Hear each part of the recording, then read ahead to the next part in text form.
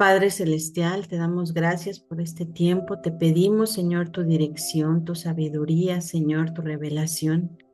Y te pedimos, Señor, que hables a nuestro corazón. En nombre de tu bendito Hijo Jesucristo. Amén. Bueno, vamos a empezar y quiero hablarles acerca de lo que nosotros estamos viviendo en este tiempo, que es la maternidad en tiempos de decadencia. En la actualidad somos frecuentemente bombardeadas con información que produce confusión, como la legalización del aborto, el feminismo, la igualdad de género, son temas populares en nuestra generación. Pero ¿qué dice Dios de la diferencia del diseño entre un hombre y una mujer? Dice Génesis 1:27, de modo que Dios creó a los seres humanos a su imagen, sí, a su imagen Dios los creó y Dios los creó hombre y mujer. Vemos aquí que Dios creó dos sexos diferentes para complementarse, no para ser iguales o competir. Dice Génesis 1:28. Luego Dios los bendijo y les dijo, tengan muchos hijos para que llenen toda la tierra y la administren. Vemos aquí que Dios inventó la familia antes de que existiera el pecado y fue creada para extender el reino de Dios en la tierra. Dios le dio una comisión a la primer pareja y esta fue llenar la tierra de descendientes. Eva tenía un diseño divino para cumplir el plan de Dios para la humanidad. Dice Génesis 3:20, y llamó a Adán el nombre de su mujer Eva, por cuanto ella era madre de todos los vivientes. Vemos que el diseño perfecto de Dios fue que la mujer fue creada a imagen de Dios para reproducirse y su comisión le daría un propósito a su vida. Eva se dejó influenciar por la serpiente y fue engañada. Vemos en Génesis 3:1 que la serpiente era el más astuto de todos los animales del campo creados por Dios el Señor. Y se le acercó a la mujer y le preguntó, ¿es verdad que Dios no les permite comer de ningún árbol que hay en el jardín? Porque el enemigo desea destruir la obra de Dios con mentiras. Tristemente, la mujer fue el primer ser humano que experimentó pecado y muerte, y esto tuvo consecuencias. Génesis 3:16 nos dice, luego le dijo a la mujer, haré más agudo el dolor de tu embarazo y con dolor darás a luz y desearás controlar a tu marido, pero él gobernará sobre ti. Vemos que el pecado no eliminó el diseño de Dios, pero Eva sufrió dolor. Vemos también que el propósito de nuestro diseño femenino es glorificar a Dios por medio de la maternidad, porque las mujeres somos portadoras de vida y el hombre es portador de la semilla, y esa es la razón de que la familia es tan atacada. En la actualidad, el matrimonio ya no es una idea popular en nuestro tiempo. Hay mujeres que no tienen el deseo de casarse o de ser madres. Hemos escuchado muchas mentiras, mentiras con las que las mujeres son frecuentemente bombardeadas. La mentira de que la maternidad es un freno para tus planes y tus sueños. La maternidad es sacrificar tu crecimiento profesional y personal. Es mi cuerpo y yo decido, es anticuado, es perderte de todo lo que el mundo ofrece. Mejor supérate, viaja, gana dinero, compra una casa, compra una mascota, el hombre te va a traicionar. Pero ¿qué significa la maternidad? La maternidad es glorificar a Dios al llevar vida. Al menospreciar la maternidad, rechazamos al creador de la vida. El diseño divino de la mujer es ser un canal de vida. La maternidad es un privilegio y tiene repercusiones eternas. La mujer adora a Dios al ejercer la maternidad. Los hijos son instrumento de santificación para nuestras vidas. Dios nos forma a través de nuestros hijos. Podemos experimentar frustraciones cuando los niños son pequeños porque a veces no nos sentimos productivas y es que no hay una fórmula para la maternidad, pero debemos entender que Dios tiene autoridad sobre la maternidad Él nos creó y nos diseñó y Él nos sustentará. Hay una historia, bueno, hay dos historias de dos mujeres en la Biblia, pero vamos a ver una historia que es la historia de Raquel y de Lea. Dice Génesis 29:31, cuando el Señor vio que Lea no era amada, le concedió hijos. Mientras tanto, Raquel permaneció estéril. Y dice más adelante en Génesis 31, cuando Raquel se dio cuenta de que no podía tener hijos, sintió envidia de su hermana y le dijo a Jacob, dame un hijo o me muero. Vemos en esta historia que Raquel era motivada por la envidia. En Génesis 32 nos dice que Jacob se enojó con ella y le dijo, ¿acaso crees que yo soy Dios? Él es el que no te deja tener hijos. Raquel tenía puesta su confianza en su marido, no en Dios. Dice Génesis 30:22, y se acordó Dios de Raquel y le concedió hijos y concibió y dio a luz un hijo y le dijo, Dios ha quitado mi afrenta. Y llamó su nombre José diciendo, añádame Jehová otro hijo. Dios le había dado ese milagro de un hijo y le pone a su hijo, Dios, dame otro hijo. Aquí vemos que había idolatría en el corazón de Raquel. La primera vez que aparece la palabra idolatría en la Biblia es en este pasaje. Dice Génesis 31:19, pero Labán había ido a trasquilar sus ovejas y Raquel hurtó los ídolos de su padre. Hay que tener cuidado con lo que deseamos porque se puede convertir en un ídolo en nuestro corazón. Fíjense el nombre de José que significa añádame otro. Un hijo se puede convertir en un ídolo en nuestro corazón. Y vemos aquí en la historia de Raquel que Raquel muere triste, logrando lo que pensó que la haría feliz. Génesis 35:18 dice, pero Raquel murió luego de dar a luz a su hijo. Sin embargo, cuando estaba agonizando, alcanzó a decir que su hijo se llamaría Benoni, es decir, hijo de mi tristeza.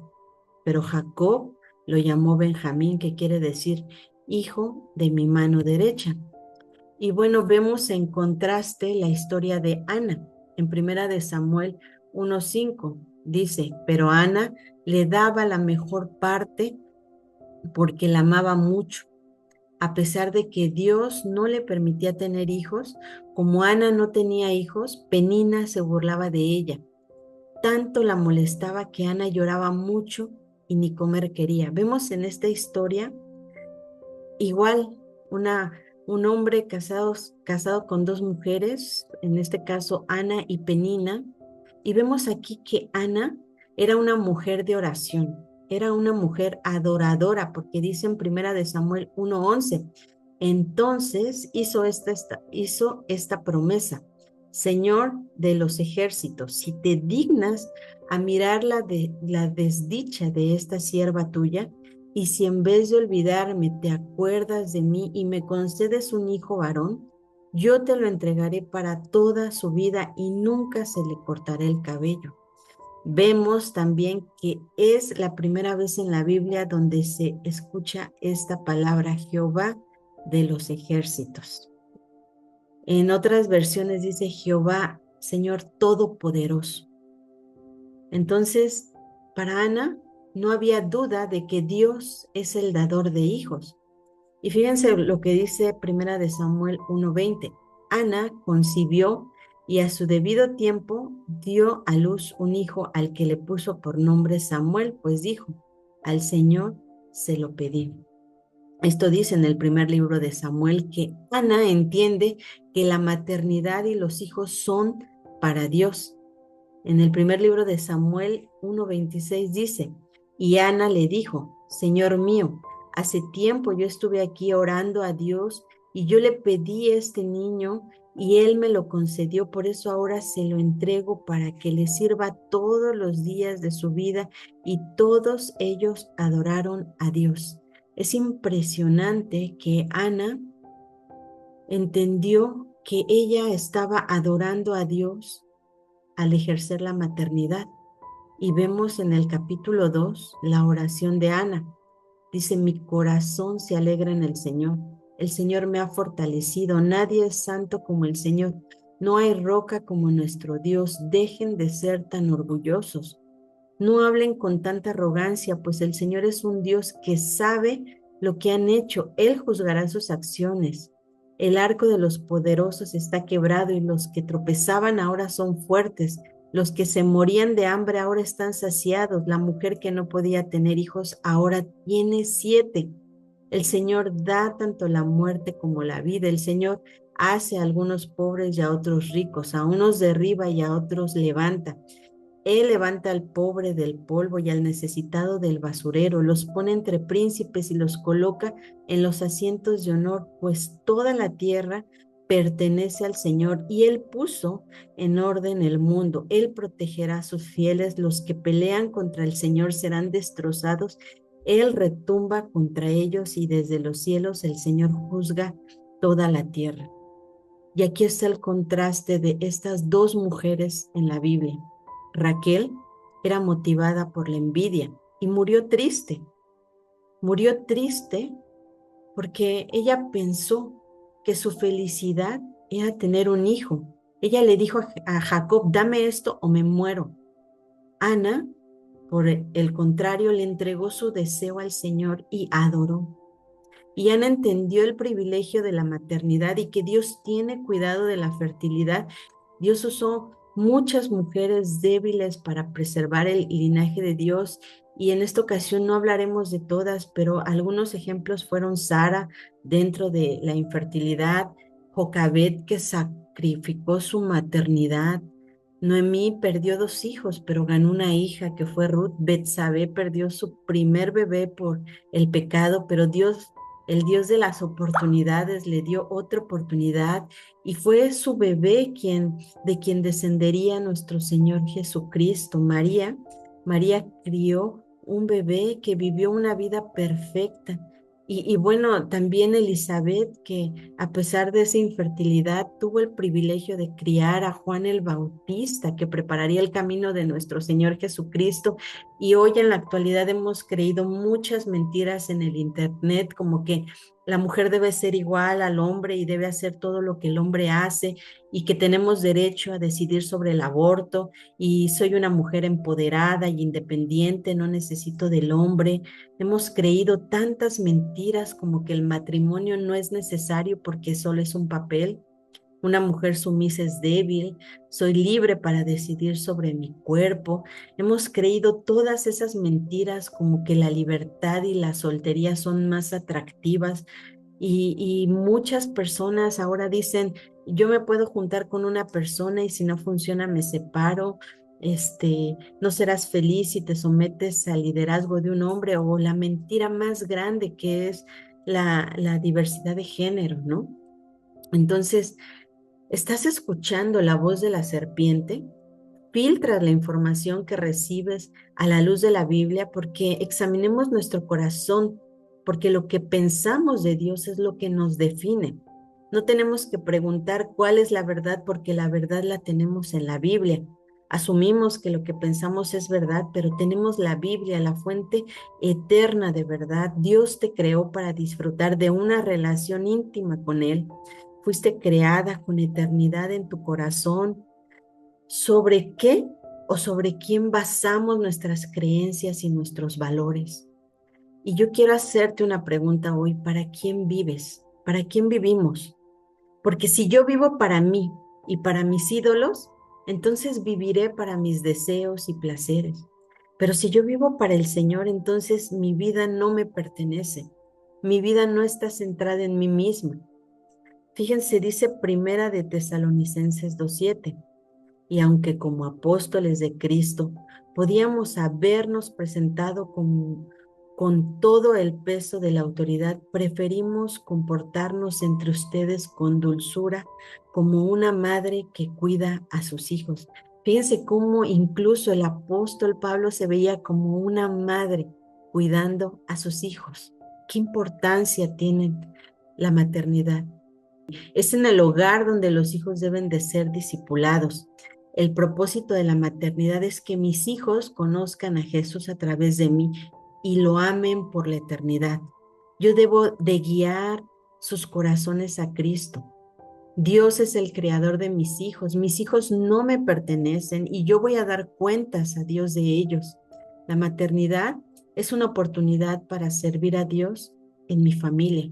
A veces creemos que no estamos sirviendo o que no estamos siendo productivas en el reino de Dios y sin embargo es en la casa donde serán enseñados los niños y la maternidad nutre la vida de nuestros hijos con el fin de que se conviertan en hijos de Dios, porque la iglesia es la descendencia de Cristo.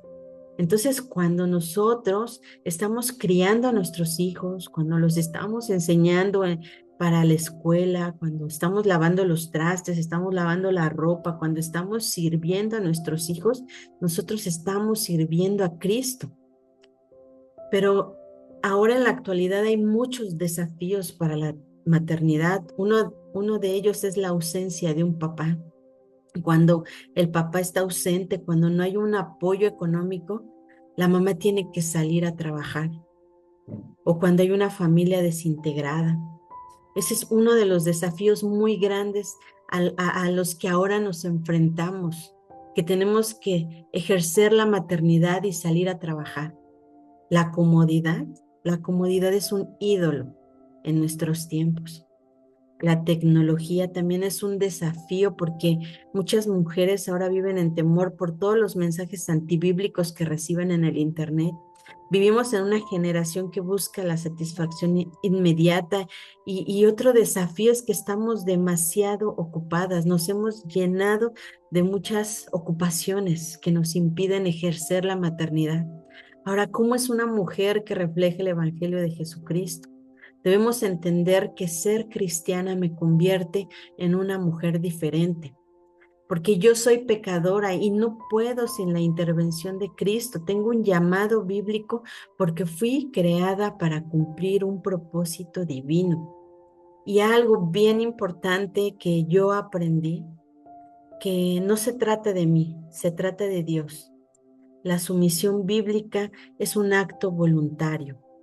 Yo no puedo salvar a mis hijos, pero puedo mostrarles el camino y por eso debo encaminar sus corazones a Cristo para que ellos no se pierdan. Debo guiar a mis hijos al arrepentimiento porque vivimos en tiempos sumamente difíciles. Quiero enseñarles la impactante historia de Susana Wesley, que es una mujer que me ha impactado tanto su vida y Dios puso en mi corazón, cuando yo conocí la historia de esta mujer, Dios puso en mi corazón hablar de esto. Susana Wesley influyó en el gran despertar espiritual en Inglaterra. Toda una nación fue transformada por una mujer que fue Susana Wesley. Ella enseñó a cada uno de sus hijos a orar, apenas empezaron a hablar. Ella oraba con su familia todas las mañanas. Fíjense, aquí estas palabras de Susana Wesley, que fue la madre de John Wesley, en una de sus frases: nadie puede seguir mi método a menos que renuncie al mundo en el sentido más literal. Hay pocos que dedicarían casi 20 años de la flor de su vida con la esperanza de salvar las almas de sus hijos. Y vemos que John Wesley, al que nosotros llamamos el padre del metodismo, ¿no? El reformador, ¿no? Aquí vemos que fue criado en su hogar. Dice aquí parte de su historia que sus hijos leían en voz alta las escrituras todas las noches y los niños mayores le leían a los más pequeños, y esta mujer fue la precursora de la iglesia en casa. Una mujer que se dedicó a sus hijos y que cambió toda una nación. Ahora, hay mujeres que pueden decir: yo deseo tener hijos, pero Dios no me los ha dado. O yo deseo casarme, pero Dios no me ha dado un esposo. Fíjense lo que dice Santiago 1:17. Dios nunca cambia. Fue Dios quien creó todas las estrellas del cielo y es quien nos da todo lo bueno y todo lo perfecto. La maternidad no solo es biológica, también es espiritual. Fuimos llamadas para hacer luz a las siguientes generaciones y a las ancianas o a las abuelas. Aquí vean lo que dice Tito 2:3, igualmente a las ancianas deben portarse con reverencia, no ser chismosas ni emborracharse, deben dar buen ejemplo, enseñar a las jóvenes a amar a sus esposos y a sus hijos, a ser juiciosas, puras, cuidadosas del hogar, bondadosas, sujetas a sus esposos para que nadie pueda hablar mal del mensaje de Dios. A las abuelas Dios las ha llamado a usar su sabiduría, a ser maestras y a ser madres espirituales para las jóvenes, porque a través de tu vida otras mujeres pueden aprender de Jesús. Ahora, tenemos la Biblia, que es nuestro recurso para la crianza. Dios nos dio objetivos eternos, debemos de preparar a nuestros hijos para la eternidad. Tenemos que ser mujeres de oración, así como Ana. Tenemos que reconocer que no podemos solas y que Dios quiere escuchar nuestras oraciones y es a Dios a quien debemos entregarle nuestros deseos y nuestras necesidades y es a Dios a quien debemos pedirle esa sabiduría que necesitamos porque la maternidad es un reto difícil. Debemos abrazar la maternidad y yo quiero terminar con esto. En el gozo del Señor vamos a encontrar la fortaleza para ejercer la maternidad. Dice Nehemías 8:10, no estén tristes, pues el gozo del Señor es su fortaleza. Y hay aquí algunos puntos que yo quisiera concluir este tema de la maternidad. Nosotros no producimos el gozo. El gozo es un fruto del Espíritu Santo. Hemos confundido el gozo con la felicidad del mundo. La comparación es el ladrón del gozo. Perdemos el gozo cuando mi mirada no está en Cristo. Cuando no experimentamos gozo es porque estamos desconectadas de Dios. Cuando vivo enfocada en el futuro, me pierdo del presente y de lo que Dios tiene hoy para mí.